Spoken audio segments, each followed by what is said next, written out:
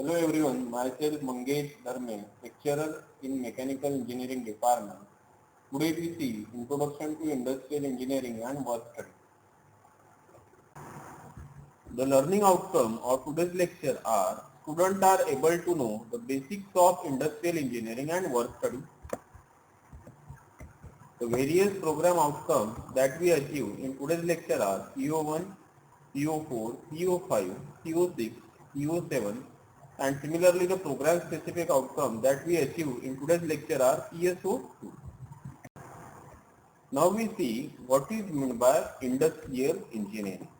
तो industrial engineering होता क्या है? Industrial engineering is concern with the design, development, installation of integrated system of people, material, equipment and energy. मतलब जैसे आप ये वाले एनिमेशन में देख रहे हो, इंडस्ट्रियल इंजीनियरिंग क्या होता है? यहाँ पे मैन है, मटेरियल है, मशीन है, और ये क्या कर रहे हैं? एक इनपुट से दूसरा आउटपुट प्रोड्यूस कर रहे हैं. That is nothing but the industrial engineering. मतलब यहाँ पे क्या हो रहा है? प्लानिंग हो रहा है, एक्टिविटी शेड्यूल हो रहा है और कंट्रोल हो रहा है. दैट ट्रांसफॉर्म, मतलब ये सभी से क्या हो रहा है? ये जो इनपुट यहाँ पे मिल रहा है, ह्यूमन इनपुट, मशीन इनपुट, ये कन्वर्ट किस में हो रहा है? Finish good and services. Similarly here also this is a simple GIF, जहाँ पे ये ह्यूमन बीइंग क्या कर रहा है? यहाँ पे कुछ प्रोसेस हो रही है जिससे इसको क्या मिल रहा है? एक शेप मिल रहा है. मतलब इनपुट से क्या मिल रहा है आपको? कुछ आउटपुट मिल रहा है. That is nothing but the industrial engineering. Now we see the needs of industrial engineering. तो पहली नीड कौन सी है यहाँ पे? Industrial engineering support service for worker, supervisor, staff and management. मतलब इंडस्ट्रियल इंजीनियरिंग क्या करता है? सपोर्ट करता है किसको? वर्कर्स को, सुपरवाइजर को, स्टाफ को और मैनेजमेंट को, to produce the finish good. Then next, it helps the company to be competitive in the market. मतलब इंडस्ट्रियल इंजीनियरिंग से क्या होता है? कंपनी में company to be competitive in the market. Industrial engineering helps to lower the cost of producing a quality product. मतलब जो product बनाने के लिए जितना कॉस्ट वहां पे बियर कर रहे हैं, उसका कॉस्ट क्या करता है? इंडस्ट्रियल इंजीनियरिंग लो करता है. Then it helps the stabilize the company in the business. मतलब स्टेबिलिटी ऑफ बिजनेस किस पे डिपेंड है? That is on the industrial engineering. जैसा आप शेड्यूलिंग करोगे, कंट्रोलिंग करेंगे, उसी से क्या होगा? आपका business will be stabilize. See here industrial engineering ही यहाँ पे है. ओके, तो ये क्या कर रहा है? Worker, supervisor and staff and management को क्या कर रहा है? यहाँ पे इंडस्ट्रियल इंजीनियरिंग सपोर्ट कर रहे हैं. इस तरीके से प्रोडक्ट आप बनाएंगे तो मार्केट में क्या रहेंगे? आप कॉम्पिटिटिव रहेंगे. Industrial engineering helps to lower the cost of producing quality product. मतलब यहाँ पे कॉस्ट क्या हो रही है? आपकी कम हो रही है. It helps to stabilize the company in business. आप अच्छे क्वालिटी का प्रोडक्ट अगर कंपनी में दोगे तो आपका बिजनेस क्या होगा, या फिर आपकी कंपनी क्या होंगी? स्टेबलाइज होंगी. That is the need of the industrial. The next one is the objective and scope of industrial engineering. तो पहला ऑब्जेक्टिव क्या है इंडस्ट्रियल इंजीनियरिंग का? To increase the productivity by optimum utilization of input resources. मतलब कम से कम input में आपको क्या मिलना चाहिए? यहाँ पे ज्यादा से ज्यादा आउटपुट मिलना चाहिए. That is the objective of industrial engineering. Second, to optimize the complex process and system by eliminating wastage of production time. जैसे आपको यहाँ पे दिख रहा है, ये कॉम्प्लेक्स सिस्टम है. तो इसको क्या किया है? यहाँ पे प्रोसेस को सेग्रीगेट किया है या फिर ऑटोमेट किया है, मतलब ऑप्टिमाइज किया है, ताकि जो ये वर्क कर रहे हैं दोनों वर्कर, ये क्या करें? Without wastage of production time ये पूरा वर्क कंप्लीट करें. Then the to improve the method of operation. जैसे पहले होता था कि इंजन को हाथ से लिफ्ट करते थे वर्कर, अभी क्या है? यहाँ पे क्रेन लगाई है. मतलब improve the method of operation. Then to control the production cost. मतलब यहाँ पे प्रोडक्शन कॉस्ट क्या होंगी, अभी लेस होंगी, बिकॉज 4-5 वर्कर अगर इंजन को लिफ्ट करने के लिए लग रहे हैं, अभी यहाँ पे 2 ही वर्कर लग रहे हैं। Then next to develop the various methods of cost control and value addition. तो अभी यहाँ पे एकदम इफेक्टिवली और इफिशियंटली वर्क हो रहा है, मतलब यहाँ पे क्या हो रहा है, कॉस्ट कंट्रोल हो रहा है और प्रोडक्ट में वैल्यू एडिशन हो रहा है। So that all are the objective of the industrial engineering. Now we see the work study.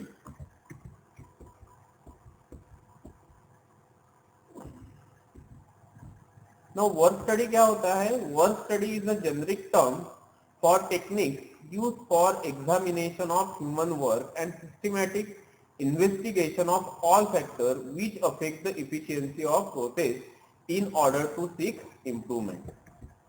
जैसे आपको यहाँ पे दिख रहा है, वर्क स्टडी से क्या किया है, ये जो यहाँ पे इंजन को लिफ्ट कर रहे थे, इनिशियली किससे लिफ्ट कर रहे थे, आप मैन्युअली लिफ्ट कर रहे थे इंजन को और यहाँ पे फिट कर रहे थे, देन उस पे प्रोसेस कर रहे थे।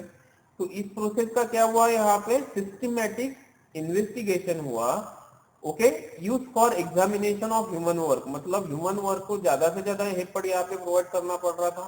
That's why the efficiency of the worker will be less, okay. So by using the crane here, we can increase the efficiency of the worker. Okay. So this is nothing but the work study. So work study has a two closely related techniques. That is one is a method study. तो method study में क्या करते हैं आप, motion study, मतलब that is the examination of the ways of doing work. मतलब ये जो worker है किस तरीके से ये यहाँ पे काम कर रहा है, इसका मोशन को चेक करने के लिए जो स्टडी रहती है उसको क्या बोलते हैं, मोशन स्टडी। और second one is the work measurement और टाइम स्टडी। तो इसका मीनिंग क्या होता है, which is the assessment of time which a job should take, मतलब ये जॉब को कंप्लीट करने के लिए कितना समय लग रहा है, that is called as the work measurement और time study. Now here we see the method study. तो मेथड स्टडी मैंने पहले ही बताया आपको, मेथड स्टडी क्या होता है, it is a systematic investigation of existing method of doing a job in order to develop and install an easy, rapid, effective and efficient procedure for doing the same job at lower cost. जैसे आपको दिख रहा है यहाँ पे, ये worker है, worker एक क्या कर रहा है, यहाँ पे वर्क कर रहा है। तो मेथड स्टडी में क्या करेंगे आप, इसका सिस्टमैटिक इन्वेस्टिगेशन करेंगे कि ये जो वर्कर यहाँ पे वर्क कर रहा है, इसकी मेथड जो है ये सही है या नहीं है, okay, that is called as a method study.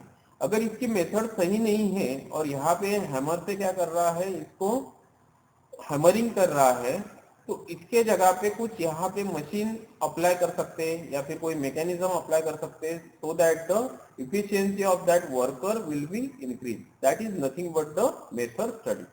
तो इसके ऑब्जेक्टिव कौन से हैं, first one is the improvement in process and procedure, मतलब ये जो प्रोसेस से वर्कर यहाँ पे हैमरिंग कर रहा है, ये प्रोसेस को इम्प्रूव करना, ओके।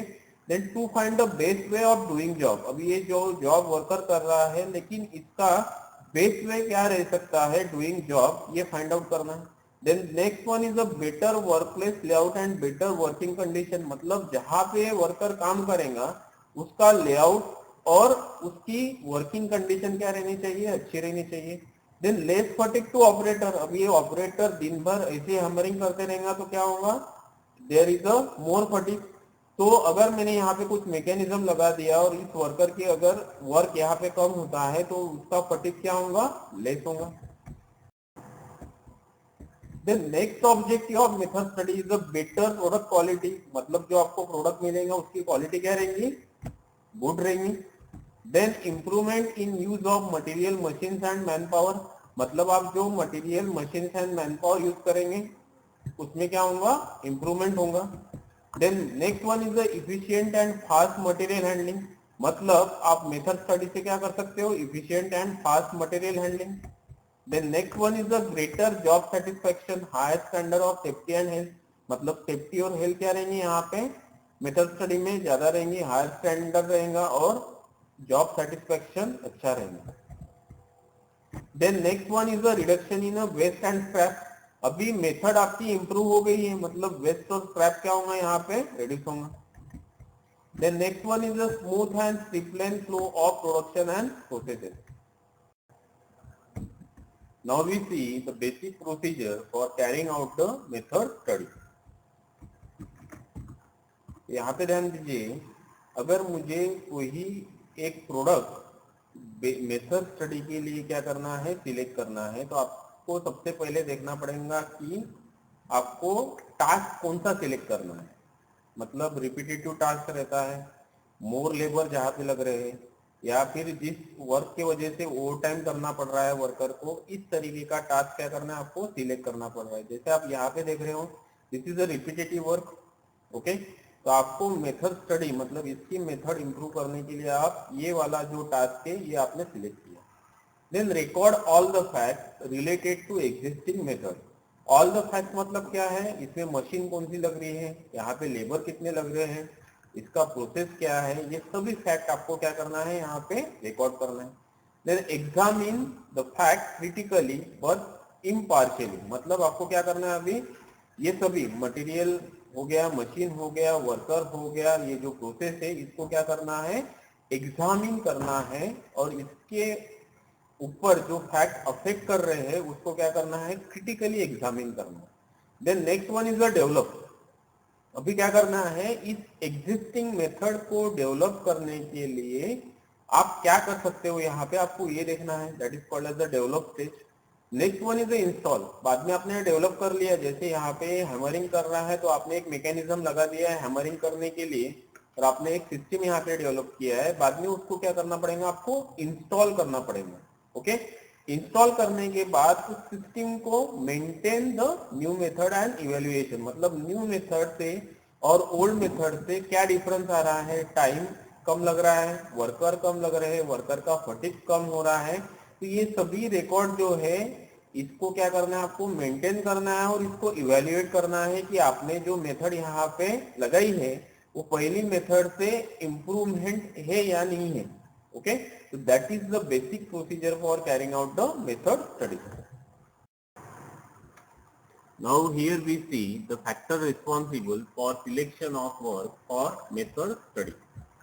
तो फर्स्ट जो फैक्टर होता है मेथड स्टडी के लिए जो आप जॉब सिलेक्ट करते हो, तो वो रहता है economic consideration.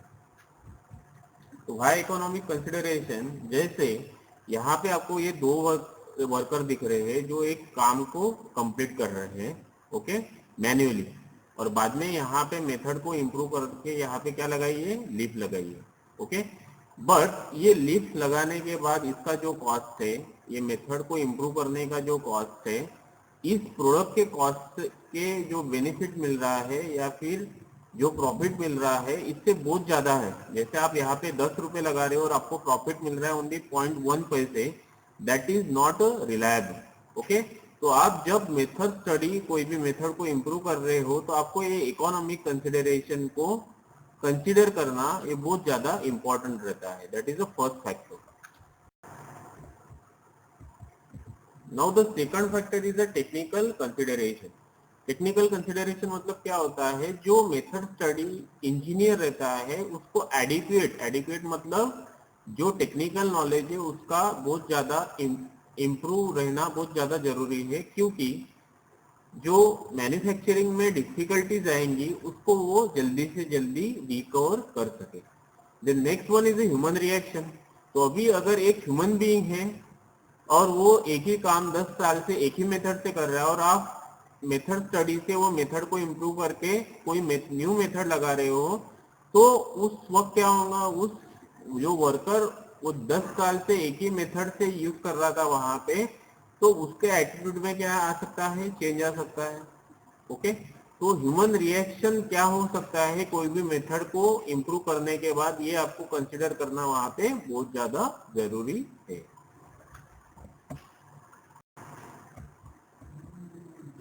Next one is the work measurement. तो वर्क मेजरमेंट क्या होता है, is defined as the application of technique designed to establish the time for a qualified worker to carry out the specified job at defined level of performance.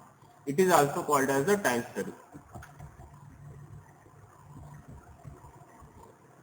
मतलब कोई भी एक काम करने के लिए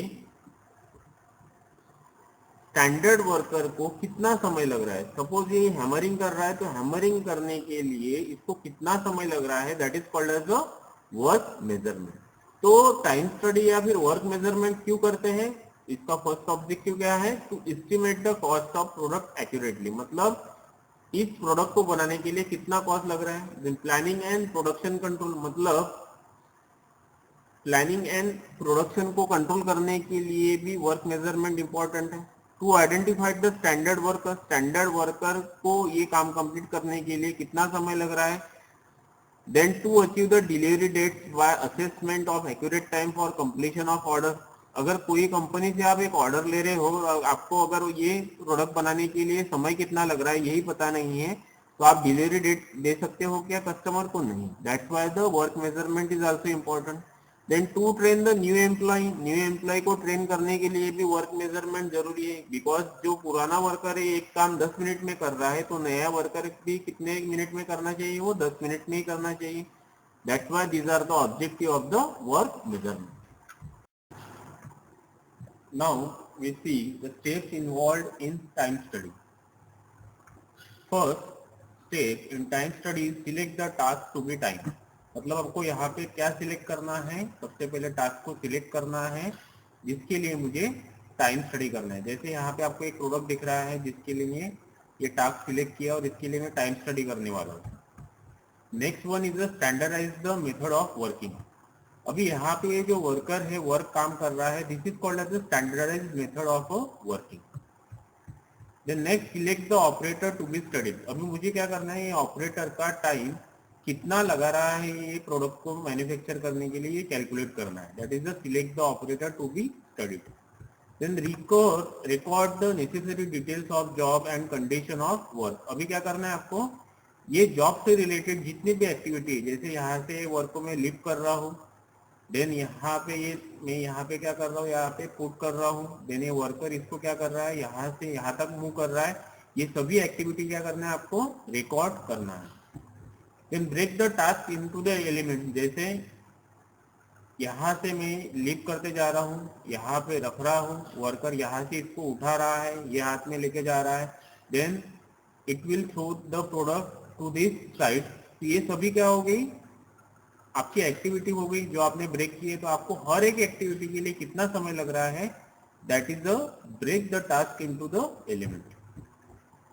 then measure the duration of each element, check the pace of working. तो आपको क्या करना है, अभी सभी एक्टिविटी के लिए कितना समय लग रहा है ये कैलकुलेट करना है। Then next extend the observe time into normal और बेसिक टाइम, मतलब आपको अभी एक्चुअल टाइम कितना लगना चाहिए और ऑब्जर्व टाइम आपको कितना लग रहा है, ये दोनों भी कैलकुलेट करना है। Then calculate the standard time after adding the various allowances with normal time. तो नॉर्मली अगर ये टास्क को कंप्लीट करने के लिए 10 मिनट लग रहे हैं, लेकिन वहां पे अलाउंस है 1 मिनट का आपका लंच अलाउंस है, 1 मिनट आपका रिलैक्सेशन अलाउंस है, 1 मिनट आपका टी अलाउंस है, तो ये सभी अलाउंसेस आपको उसमें ऐड करना है। Then calculate the standard time. Now we see the various time study equipment and its uses. तो फर्स्ट जो इक्विपमेंट लगता है टाइम स्टडी में, that is the stop watch. Then second one is the fly back decimal minute stop, मतलब minute stop आप use करते हो for recording the time. Then time study board, तो टाइम स्टडी बोर्ड क्या होता है, it is a simply a flat board usually made of plywood, hardboard और plastic sheet. It is provided with the fitting to hold the stopwatch and strong spring clip to hold the time sheet। इस पे time sheet को hold करने के hold करते हो और वहां पे क्या कर रहे हो, आप टाइम को नोट कर रहे हो। Then time study form, printed forms are used for recording the observation during the time study. It ensure that time studies are made in essential manner and no essential data is omitted. मतलब time study form में क्या रहता है, different form रहते हैं जहाँ पे time को क्या करते हैं, आप प्रिंट करते हो। Then in addition to this, in the study office a calculator, a reliable clock with a second hand and measuring instrument such as tape measure, steel rule, micrometer, spring balance are used. Now we see the various allowances considered while calculating the standard time. तो allowance, पहला allowance है आपका relaxation allowance. तो relaxation allowance क्या होता है? These are calculated so as to allow the worker recover from fatigue. These are used to provide the worker with the opportunity to recover from physiological and psychological effects of carrying out a specified work under specified conditions. The amount of allowance will depend on the nature of job. मतलब relaxation allowance worker को कब दिया जाता है? अगर worker एक ही जगह पे वर्क कर करके वो क्या हो रहा है, उसमें फटीग आ रहा है, then the relaxation allowance will be provided. Then next one is a personal need allowance. It is intended to compensate the operator for the time necessary to leave the workplace to attend the personal need like drinking water, smoking, washing hands. Women require longer personal allowance than men. A fair personal allowance 5% for men and 7% for women. मतलब जो भी ये मैंने ऊपर में यहाँ पे चीजें बताई है like drinking water, smoking, washing hand, इसके लिए जितना टाइम लगता है that is called as a personal allowance. Next one is a fatigue allowance. It is an allowance given to compensate for energy expended during working. A common fatigue consider as a 4% of the basic time. Then variable allowance, it is allowed to an operator who is working under poor environmental conditions that cannot be improved, added stress and strain in the performing the job. The variable fatigue allowance is added to the fixed allowance to an operator who is engaged on medium and heavy work and working under abnormal conditions. मतलब variable allowance कब दिया जाता है? जब कोई worker बहुत ही ज्यादा hot condition में या फिर बहुत ही ज्यादा कोल्ड कंडीशन में काम कर रहा है, वहाँ पे वेरिएबल अलाउंस प्रोवाइड किया जाता है. मतलब उसको ज्यादा से ज्यादा उसको टाइम दिया जाता है for completing the specified work. Interference allowance. It is an allowance of time included into the work content of the job to compensate the operator for the unavoidable losses of production due to simultaneous stoppage of machine. अगर machine ही क्या हो रही है आपकी stop हो रही है, मतलब आपको प्रोडक्ट को मैन्युफैक्चर करने के लिए क्या होगा, ज्यादा से ज्यादा समय लगेगा. तो in such condition interference allowance will be provided. Next one is the contingency allowance. It is an allowance of time which may be included in standard time to meet legitimate and extended absence of work or delays. This allowance provides for small or avoidable delays as well as occasional minor extra work.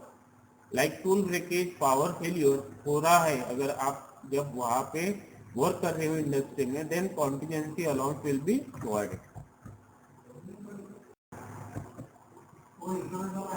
The next one is the policy allowance. Basic purpose of this allowance is to line up standard time with the requirement of wage arrangement between the employee and trade union. It is an increment other than the bonus increment applied to standard time to provide satisfactory level of earning for a specified level of purpose under exceptional circumstances. It is used with utmost care only in clearly defined circumstances. मतलब policy provide की जाती है, in such condition policy allowance will be provided. Now here we see the calculation of standard time. Standard time is the time allowed to an operator to carry out the specified task under specified condition and at defined level of performance. मतलब किसी एक work को complete करने के लिए जो time लगता है by adding all the allowances, that is called as the standard time. Basic time or normal time is the time taken by an operator of standard performance rating 100, where rating is measure of efficiency of worker. Suppose कोई एक standard worker को कोई work करने के लिए एक दिन लगता है, उसको क्या बोलते हैं आप? Basic time. Rating factor is determined by comparing the actual speed of worker with the speed of a qualified worker. Suppose एक क्वालिफाइड वर्कर है, उसको कोई एक बेसिक टास्क कंप्लीट करने के लिए एक दिन लग रहा है, और आपको अगर रेटिंग निकालना है किसी और वर्कर का, तो आप क्या करेंगे? क्वालिफाइड वर्कर की स्पीड और एक्चुअल स्पीड ऑफ जिसकी आपको मेजर करना है, दोनों को क्या करेंगे? आप कंपेयर करेंगे. That is called as a rating factor. Then rating factor क्या होता है? Rating factor is equal to rating of the observe worker upon rating of a qualified worker. Normal time क्या होता है आपका? That is the observe time into the rating factor. Now calculation of standard time. The standard time is the total time in which a job should be completed at a standard performance. मतलब कोई भी एक job को complete करने के लिए जो standard time लग रहा है by considering all the allowances, that is called as the standard time. Standard time is called as a basic time plus allowance.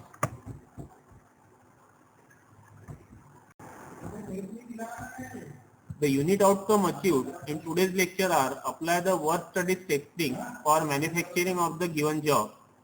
Summary of today's lecture. Today we see the basic of industrial engineering work study, method study or motion study, time study or work measurement. The various PO that is achieved in today's lecture are PO1, PO4, PO5, PO6, PO7 and PSO2 also. That is the program specific outcome. The various important questions asked in MSBT exam are: define method study, write any 4 objective of method study, list the time study equipment and its uses, state the basic procedure for carrying out the method study, what allowances are considered while calculating the standard time, what is the work measurement, state its objective, explain the factor responsible for selection of work for method study, describe the steps involved in the time. In next lecture, we see the problem of standard time. Thanks. For any query, contact to this number.